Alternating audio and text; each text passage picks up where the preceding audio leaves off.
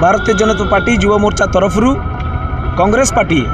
जो अध्यक्षा राहुल गांधी और सोनिया गांधी जेन हिसाब रे राष्ट्र संपत्ति 5000 कोटी टंका जेन लुटी नहीं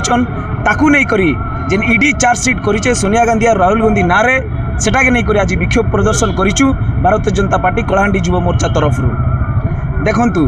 गोटे एसोसिएट जनरल कंपनी गोटे थिला से कंपनी मालिक है आमर जेन स्वतंत्रता संग्रामी मैंने 1935 मसीह जिते गठन करते से कंपनी ना